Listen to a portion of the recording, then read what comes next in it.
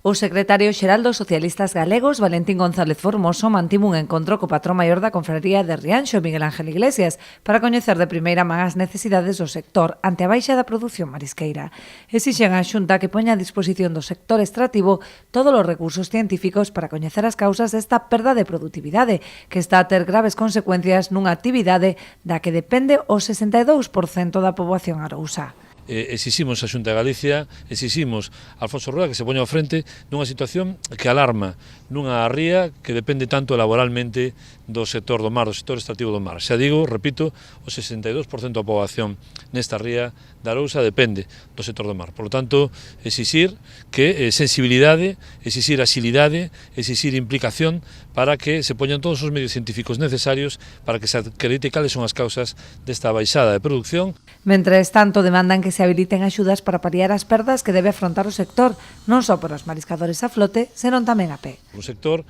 que disfruta de axudas por parte da Xunta a aqueles que extraen